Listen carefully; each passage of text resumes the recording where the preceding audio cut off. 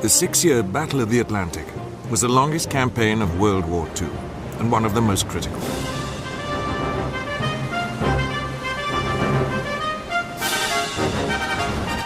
If the Royal Navy failed to keep the supply lines to Britain open, the island would be quickly starved into surrender. Any hope of freeing Europe from Nazi tyranny would be gone. But the sailors of the Royal Navy rose to the challenge. In all weathers and often against massive odds, they fought off Germany's U-boats and ensured that the merchant navy could bring in the vital supplies to keep the Allied cause alive.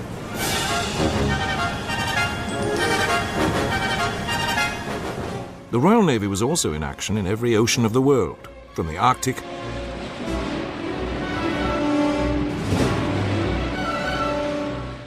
to the Pacific.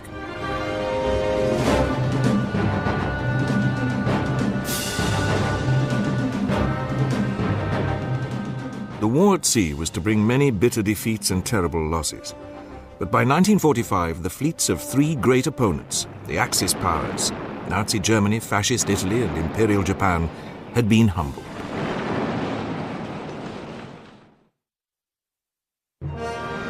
On the day war began, a signal flashed around the fleet. Winston is back.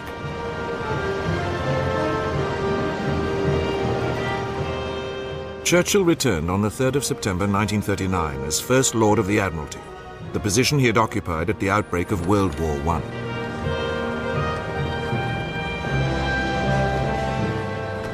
The navy he took over was still the largest in the world, with 15 battleships and battlecruisers and 7 aircraft carriers.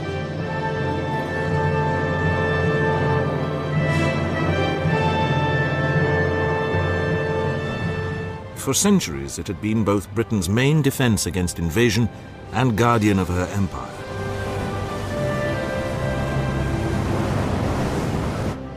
The Royal Navy's sailors were all long-service professionals who knew they inherited a great fighting tradition. But for many of the young men recruited during the Depression of the 1930s, it also represented a great escape. I think the furthest I'd been was to Plymouth. Torquay and that sort of thing, but never any great distance. Well, you didn't get around too far on a push bike.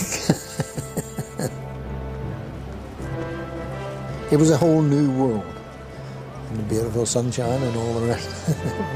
Yes, it was quite nice. The navy they joined had 2 main fleets: the Home Fleet, based in wartime at Scapa Flow in the Orkneys, and the Mediterranean Fleet, based at Malta and Alexandria. There were also smaller commands in the North and South Atlantic, the Caribbean and the Far East. Despite its size, the Royal Navy would face an enormous task if all 3 Axis powers came into the war simultaneously. Its young men were unaware of the demands which would soon be made on them.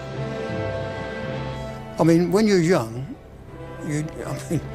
you're sort of brought up on heroics and adventure and the cinema, Hollywood and all this lot, wasn't it?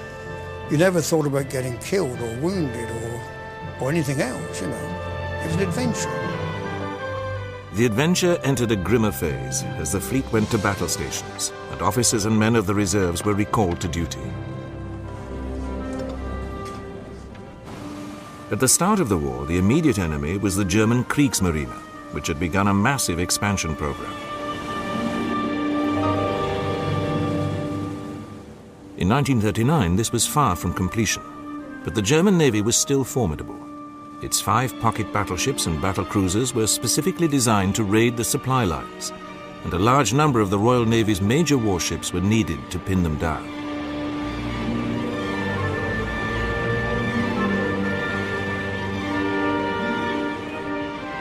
More sinister were the U-boats. Germany entered the war with 57, half of which were ocean-going types, and 120 more were planned.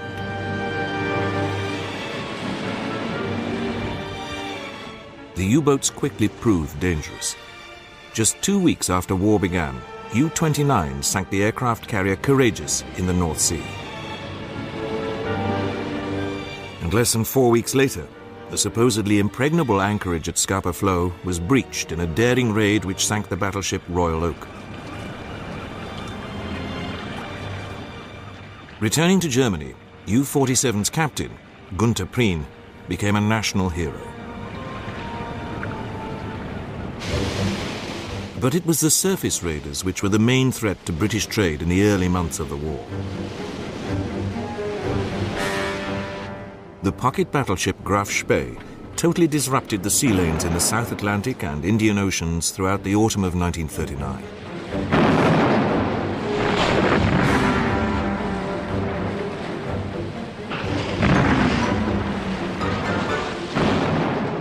She was eventually brought to bay by a Royal Navy squadron of 3 cruisers, and a fierce battle took place at the mouth of the River Plate. Although outgunned and severely damaged, the cruisers forced Graf Spee to run for shelter in neutral Uruguay. And 2 days later, her captain scuttled her rather than allow the ship to fall into British hands. The Battle of the River Plate was a much-needed morale boost for the Royal Navy during the early months of the war, and the crews of the 3 cruisers were greeted as heroes on their return to Britain. Success was to breed success. In February 1940, the Royal Navy showed its traditional determination when a destroyer squadron led by HMS Cossack pursued the Graf Spee's supply ship Altmark into neutral Norwegian waters. With the rousing cry, "The Navy's here," Altmark was boarded, as this hitherto unseen colour film shows, and the captured Merchant Navy seamen she was taking back to Germany rescued.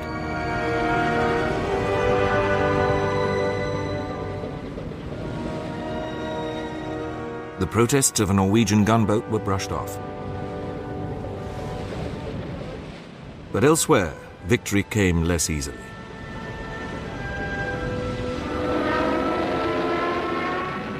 The Royal Navy found itself fighting desperately to rescue Britain's armies, first from an ill-fated landing in Norway, and then off the beaches of Dunkirk, as Hitler's panzers swiftly routed the French and British forces. The successful evacuation of 340,000 men was a great achievement, but could not disguise the fact that Britain was now isolated, facing a Nazi-dominated Europe. Following the surrender of France in June 1940, Hitler's growing fleet of U-boats could operate from her Atlantic ports. Access to the ocean was easier, and many more submarines could be on patrol at any one time.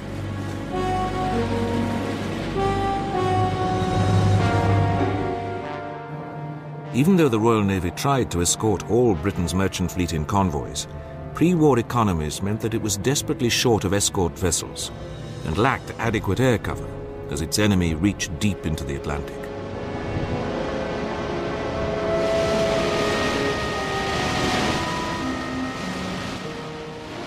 During the autumn of 1940, the U-boats began what their crews called the first happy time. Sinkings rose so rapidly that Britain's shipyards could not provide replacements. German long-range bombers attacked the convoys and brought U-boat wolf packs homing in on them. In desperation, Churchill bartered the use of British naval bases in the Caribbean for elderly US destroyers. But the sinkings continued, and it seemed that the U-boats were close to victory. German surface raiders were also able to break out, and the home fleet's efforts to hunt them down met with no success.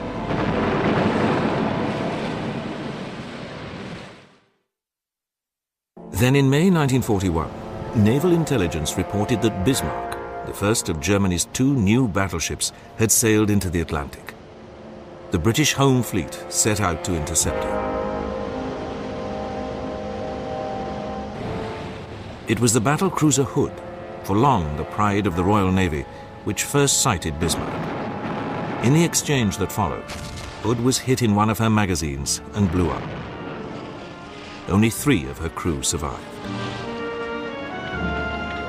After the attack, Bismarck disappeared into the Atlantic, But a day later she was spotted by a Catalina flying boat. Swordfish torpedo bombers from HMS Ark Royal managed to damage her steering gear.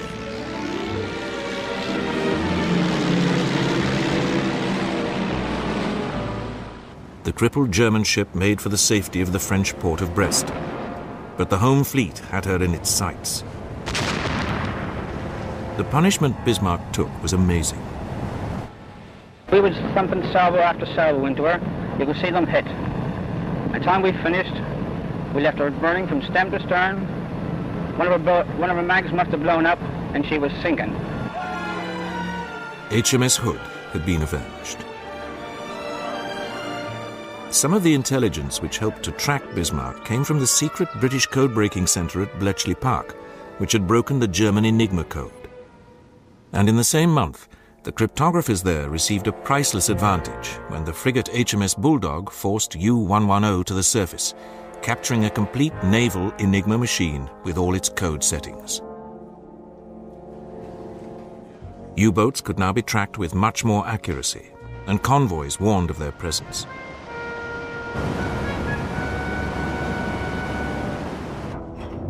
Also, an increasing number of escorts was now being built.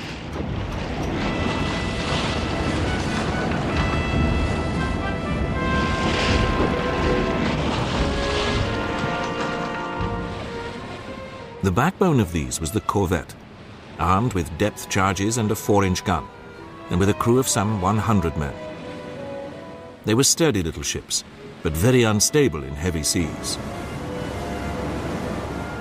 One officer who served in them claimed that they could roll on wet grass.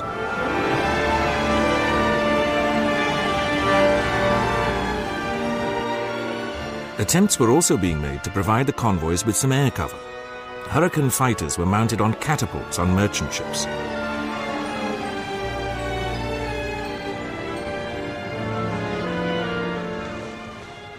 But they were a weapon of last resort, since they could not land back on deck and had to be ditched after a single mission.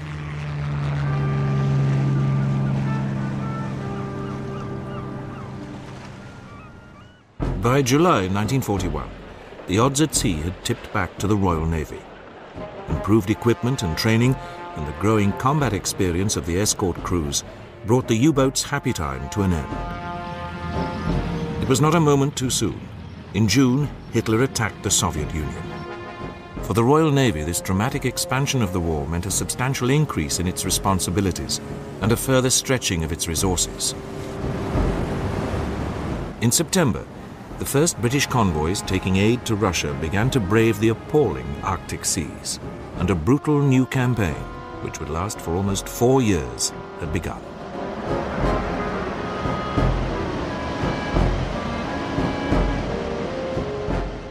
Hitler responded by building up his naval and air forces in Norway, among them the battleship Tirpitz, Bismarck's sister.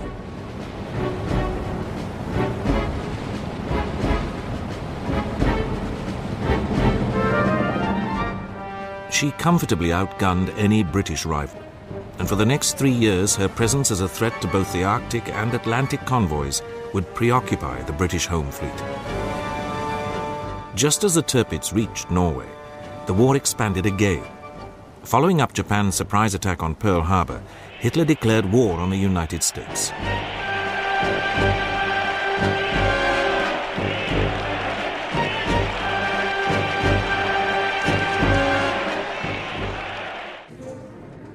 The U-boats moved into American waters.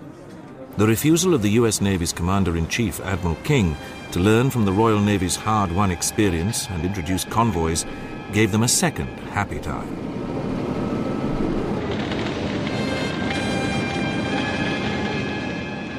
For months, the British escort crews had to watch helplessly as the ships they had shepherded across the Atlantic were sunk, often within sight of brightly lit American coastal resorts. Allied losses during the first 6 months of 1942 were the worst in the Battle of the Atlantic. The German Naval High Command took advantage of the Royal Navy's new preoccupation. The battle cruisers Scharnhorst and Gneisenau and the cruiser Prinz Eugen had been trapped in the French port of Bordeaux for many months. Now they managed to escape. Early on the morning of the 11th of February 1942, the German squadron slipped out of harbour. In fog and low cloud, they raced up the channel and were not spotted until almost midday, when they were nearing the Straits of Dover.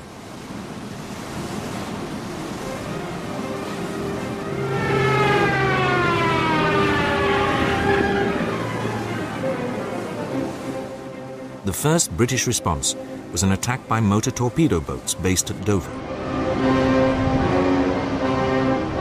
Because I wouldn't have normally have seen anything being down below on the radio, but the radio packed up. I shouted up the voice pipe. Couldn't get any sense up there, just all shouting and hollering and panic stations, and so I went up top. Wow, and I thought the whole German Navy was after me, just me alone, you know, battleships, destroyers, minesweepers, E-boats 20, 30 yards away, Sky Black with Messerschmitts. Told the skipper that the radio had packed up, so he said, grab a gun. Anyway, I got hold of a rifle, pointed it at the Scharnhorst, just to try and look brave. The motor torpedo boats were ineffective. They were followed with a virtually suicidal attack by slow and lumbering swordfish torpedo bombers. The Germans watched in amazement as the Fleet Air Arm crews, led by Lieutenant Commander Eugene Esmond, pressed home their attacks in the face of intense fire.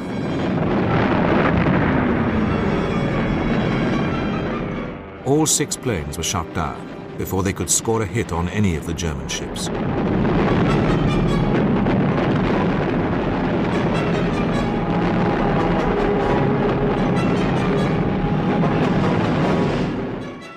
Esmond was later awarded a posthumous Victoria Cross for his selfless courage.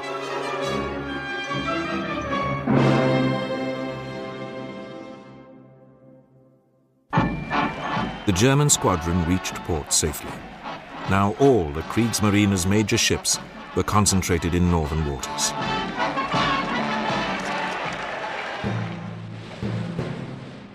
For the British home fleet, the threat to the Arctic convoys seemed all the greater following the Channel dash.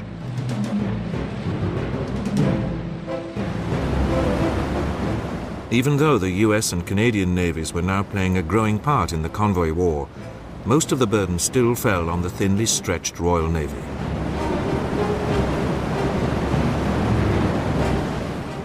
Losses increased, and the threat of the Tirpitz in particular obsessed naval planners. The fear that she might intervene led to a tragedy when convoy PQ-17 set sail from Iceland on the 27th of June 1942. It had a strong escort and a powerful backup force, which included both British and US ships. But when the Royal Navy's Commander-in-Chief, Admiral Sir Dudley Pound, received intelligence reports that Tirpitz was on the move, he assumed that the support group was too distant to intercept her. To the astonishment of the man on the spot, the close escort commander, Jackie Broom, he ordered the convoy to scatter. It shook us all to the core. We had got no reason to believe that there was anything to scatter about. It could only mean one thing, and that was that she was here. She was on the horizon. Up went all our glasses, focusing on various quarters of the horizon, and I remember expecting somebody to say, there she is, there's a gun flash, something like that. So I thought, well, there's no time to lose. She might be on us, she probably is on us. So I shot into the convoy in Keppel, went alongside the Commodore, switched on the loud hailer, and said, I'm sorry about this, or something, and you could see the Commodore standing on the wing of the bridge. He didn't seem to believe it. The Tirpitz never got within range of the convoy, but the Luftwaffe and the U-boats massacred the defenseless merchant vessels. Only 10 out of the original 33 reached the Russian port of Murmansk. Following the disaster, the convoys were suspended for several months. When they resumed, the Royal Navy's escorts were much stronger.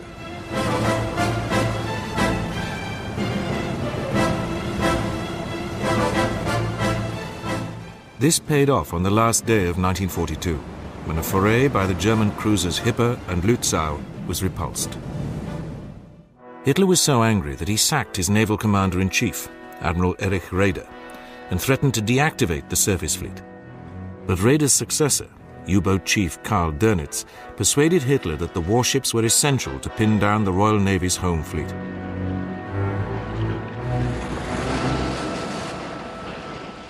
Dönitz exploited the greatly increased U-boat production.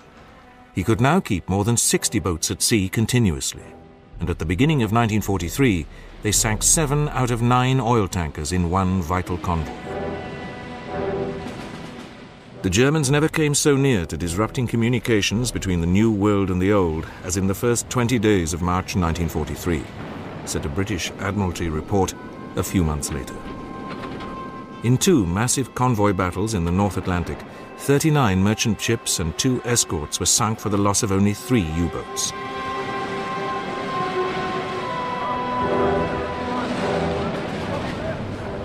The spring gales brought a lull in April, but this level of Allied losses could not be tolerated. But patient work by the Royal Navy was about to pay off. Admiral Max Horton had taken over as commander of naval forces in the North Atlantic in November 1942. 4 months later, he was at last given sufficient long-range aircraft to cover the whole of the North Atlantic.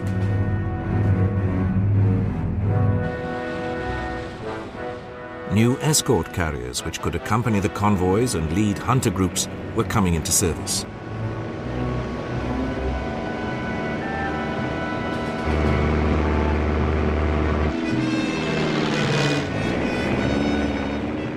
The convoy escorts were now immensely experienced, with improved detection equipment and tactics.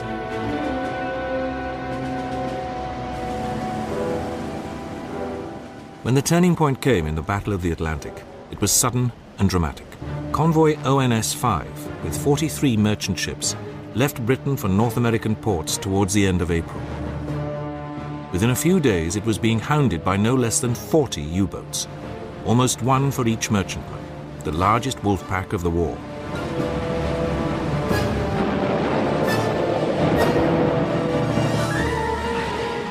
On the 29th of April, the Germans claimed their first victim.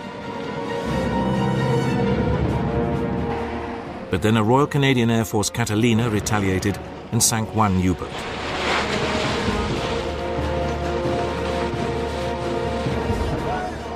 One of the convoy escort vessels accounted for another with its depth charges.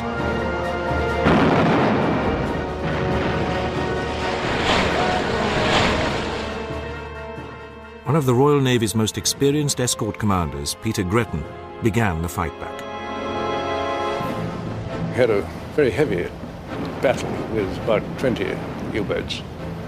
We sank 3 of them and didn't lose 1 single ship, which was extremely satisfactory.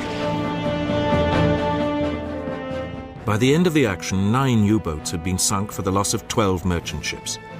During the rest of the month, the Germans lost 32 more submarines. This was more than double the previous worst monthly figure, and Admiral Dönitz was forced to withdraw his boats temporarily from the Atlantic. The U-boats did return and were still in action until the day the war ended, but they were never again able to threaten the flood of American troops and equipment which crossed the ocean to prepare for the liberation of Europe.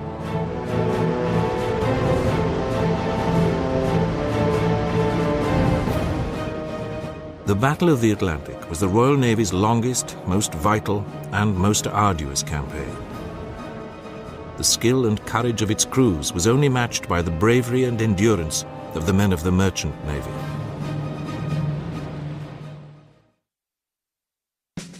By the middle of 1943, the Royal Navy and its Canadian and US allies had seized effective control of the Atlantic sea routes from the U-boats. But in Norway, the threat of the Tirpitz and Scharnhorst remained. Attempts to destroy them by bombing and using the new Chariot human torpedoes were unsuccessful. But the Navy had been preparing a new weapon, the midget submarine, or X-craft, designed specifically to penetrate heavily defended anchorages.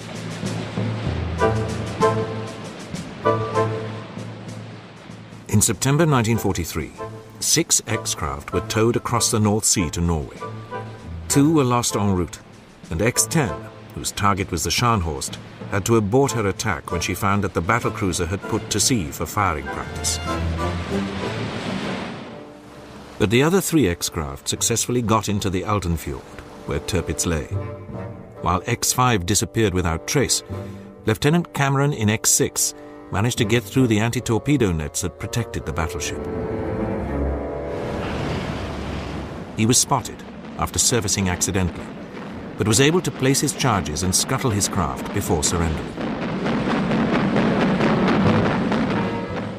Lieutenant Geoffrey Place in X-7 also had to get through the torpedo nets.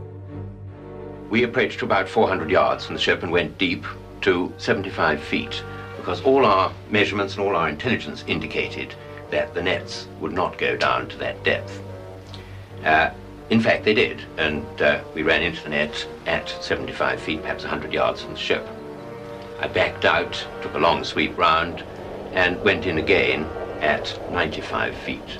The depth of water there being 100 feet-ish, so we were only just clear of the bottom.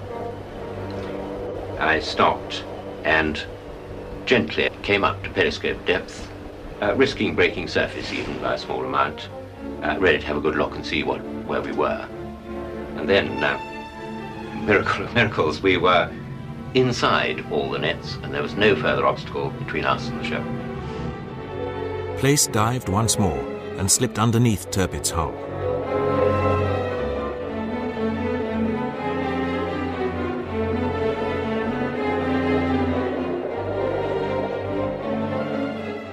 He then detached the explosive charges from the sides of his X-craft.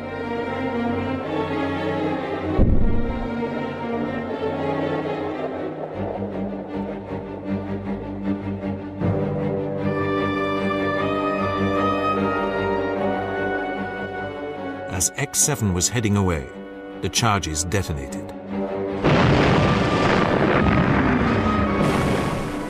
The shock destroyed X-7's controls and she sank. But Place and one of his 3 crew survived and were made prisoner. The damage he and Cameron had caused Tirpitz put her out of commission for 6 months. For their coolness and determination, both Place and Cameron were later awarded the Victoria Cross. But the German surface threat from Norway remained. On the 20th of December 1943, convoy JW55B set out from the north of Scotland bound for northern Russia. Not only did it have a strong, close escort, but Admiral Sir Bruce Fraser, commanding the home fleet, was at sea in his flagship Duke of York, with 4 cruisers and 4 destroyers. He hoped to lure the battlecruiser Scharnhorst from her Norwegian lair. I think 4 o'clock in the morning on Boxing Day, I was woken up by a signal from the Admiralty saying the Admiralty believe the Scharnhorst is at sea. And that's the only communication I had with the Admiralty during the whole of the time I was up there. A few hours later, Fraser's ships located Scharnhorst and opened fire. Twice the German battlecruiser managed to slip away into the murk, but each time she was relocated. Eventually, at 6:30 p.m., Scharnhorst's guns fell silent as the British pounded her.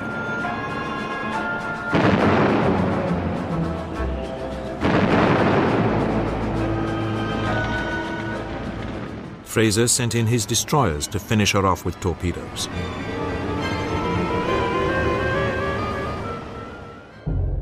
Scharnhorst now lies off the North Cape of Norway, a memorial to the last battle ever fought between 2 capital ships using big guns alone.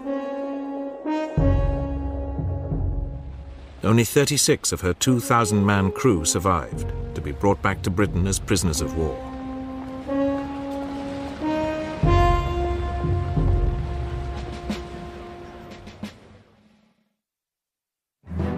Elsewhere, the Royal Navy also enjoyed success.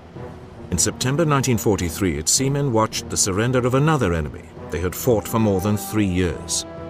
Admiral Andrew Cunningham, commander of the Mediterranean Fleet, proudly signalled the Admiralty in London, "Be pleased to inform His Majesty that the Italian fleet lies at anchor under the guns of the fortress of Malta."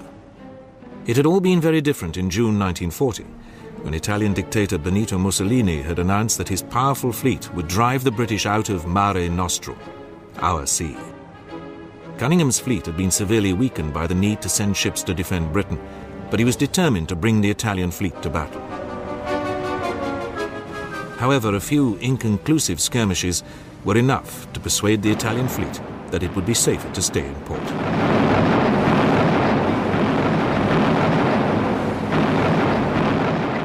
Cunningham now looked to a new weapon. On the night of the 11th of November 1940, swordfish aircraft from the carrier Illustrious took off to attack the Italian fleet base at Taranto. Charles Lamb was later interviewed by the BBC. I thought, looking at this intense flak, watching the aircraft go in, that there would be no survivors other than ourselves in our role as a spectator. And on the way back from Taranto, said to my observer, Casey Grieve, that I thought we would have to make out a report of what had happened because nobody else would have got back. As it turned out, of course, we only lost 2. 3 of Italy's 6 battleships were crippled. 21 obsolete biplanes had rewritten the rules of naval warfare. From now on, air power would be critical.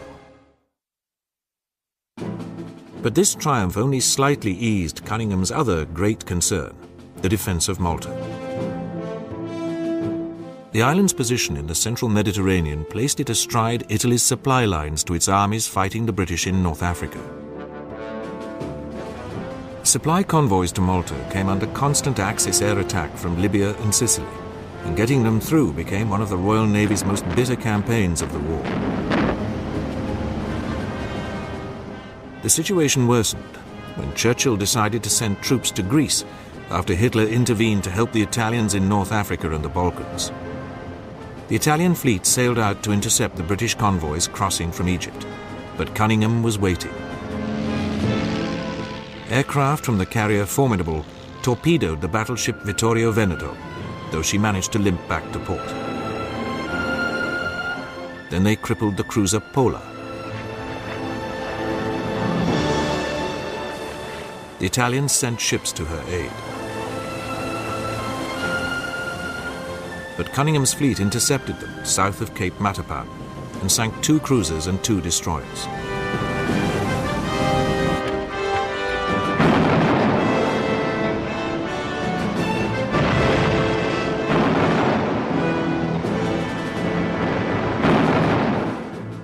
The Germans swiftly overran the Balkans and then turned their attention on the island of Crete.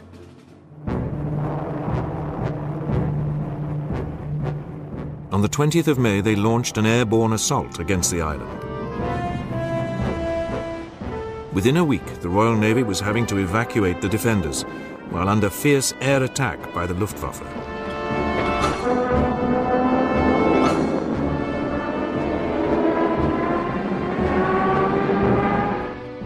One of the ships sunk was the cruiser HMS Gloucester.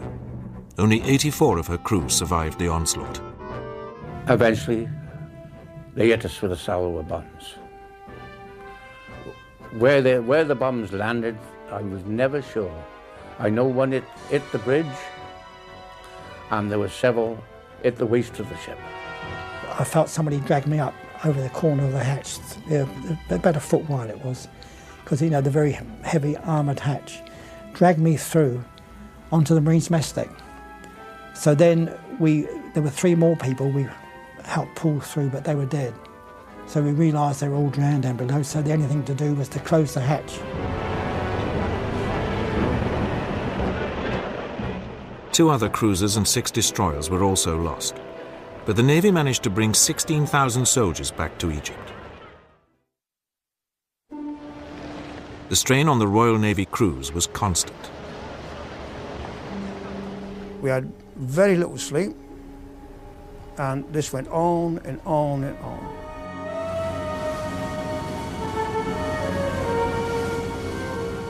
The pressure became even greater when the Germans sent more U-boats to the Mediterranean.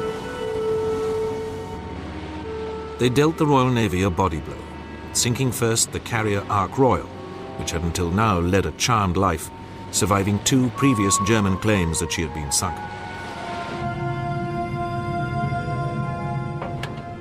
2 weeks later, on the 25th of November 1941, a U-boat accounted for the battleship Barham.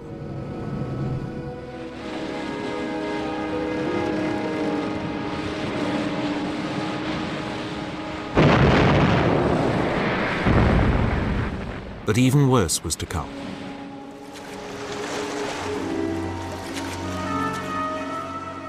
On the night of the 18th of December 1941, Italian frogmen mounted on human torpedoes made an attack on the battleships Valiant and Queen Elizabeth in Alexandria Harbour. They attached magnetic charges to the hulls of both ships, crippling them. Cunningham had no serviceable battleships left, but the next morning he saluted the flag on the quarterdeck as usual, and the Italians never realized that they could use their remaining battleships against the Malta convoys. Instead, the Axis air offensive against the island was redoubled. This stopped the supply convoys from Alexandria. Malta seemed about to be starved into submission.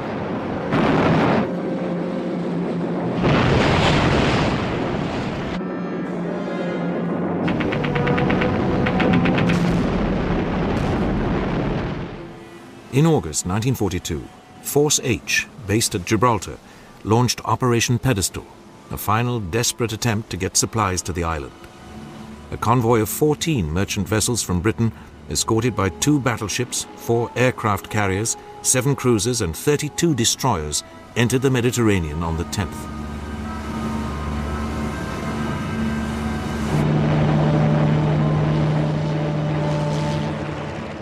On the following day, a squadron of Spitfires from the carrier Furious flew to bolster the defences of Malta.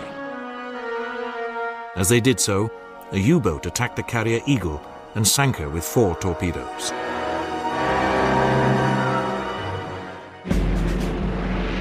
On the 12th, the force came under sustained air attack again. This time, the aircraft carrier Indomitable had her flight deck wrecked. But amazingly, only 1 merchant ship had been lost.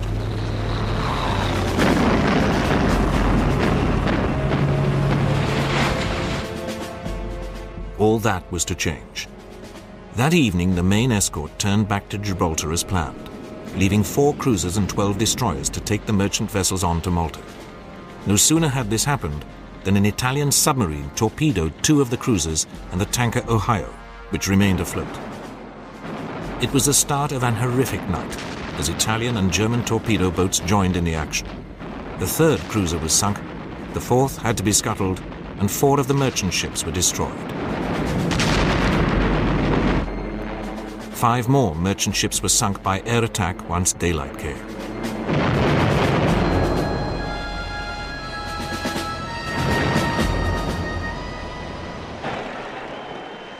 By evening, only 3 freighters survived. They were greeted jubilantly as they reached Valletta's Grand Harbour.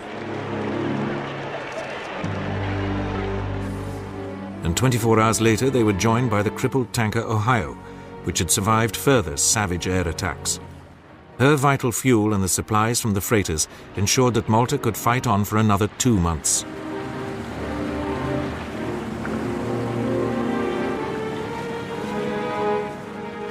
Captain Mason, the skipper of the Ohio, was awarded the George Cross, Britain's highest civilian award for gallantry. Operation Pedestal proved to be the turning point in the naval war in the Mediterranean. Royal Navy submarines now joined in a massive campaign to throttle the Axis supply lines to North Africa. This made a substantial contribution to the success of the offensive, which drove the German and Italian forces back 1,000 miles from El Alamein to Tunisia, and the landings in northwest Africa, which completed the job of clearing the southern shore of the Mediterranean. The Royal Navy now joined its US partner in supporting the first assaults on the home territory of one of their Axis enemies.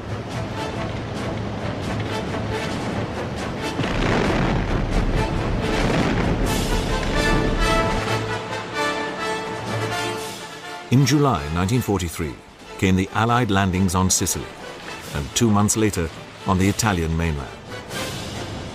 Italy surrendered, and as her fleet sailed to Malta to give itself up, the Royal Navy's 3-year campaign in the Mediterranean ended in victory.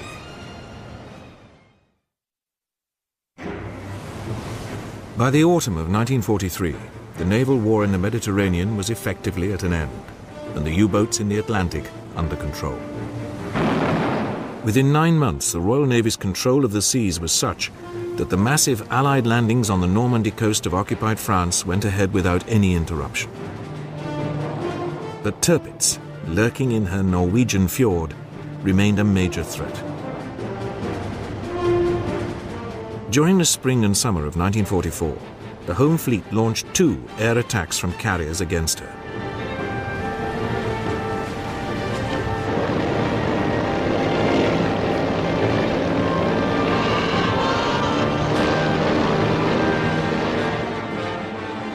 Although the Fleet Air Arm pressed these home with great skill and courage, it became obvious that its aircraft could not carry weapons powerful enough to inflict significant damage.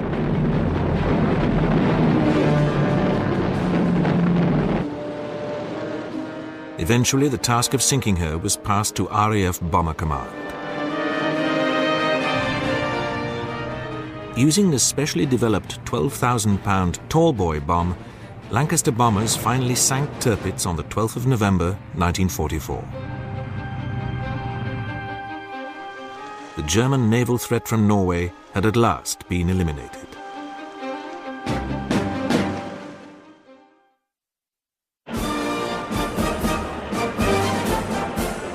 For the men of the Royal Navy, their 6-year campaign to save Britain finally ended in May 1945, as the U-boats surrendered. One of them was sailed up the River Thames, flying the White Ensign, and put on display in central London. But the war was not yet over.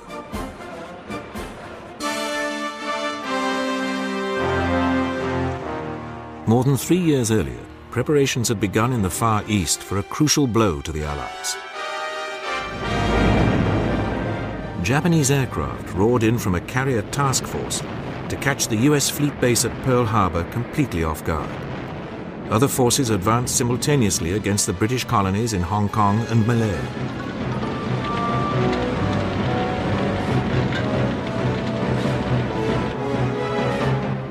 As in the West, the Pacific War began disastrously for the Royal Navy.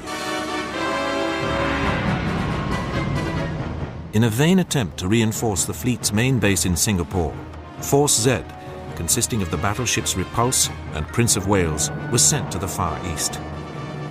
But they lacked air support and were soon caught at sea by Japanese bombers and sunk on the 10th of December.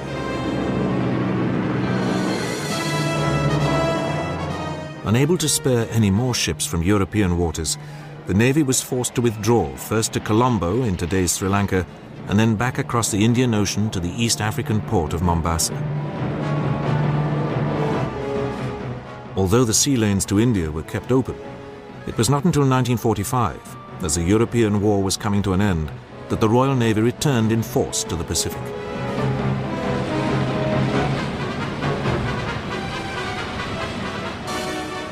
Seven aircraft carriers and 4 battleships under Admiral Bruce Fraser joined the US Pacific Fleet and fought alongside it during the landings on Okinawa and the final air attacks on the Japanese mainland.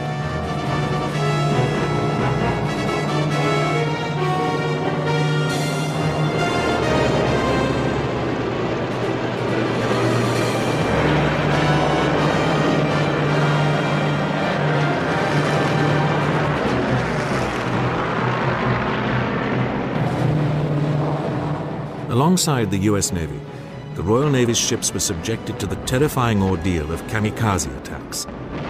Although a number of ships were hit, the armoured flight decks of the British carriers proved much greater protection than the wooden decks of their American counterparts, and none was sunk or put out of action for long.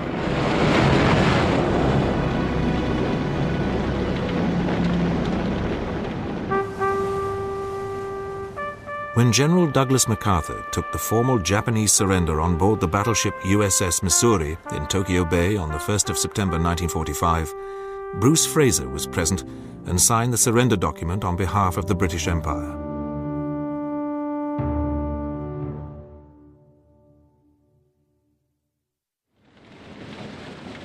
The sacrifice made by the Royal Navy during World War II was enormous.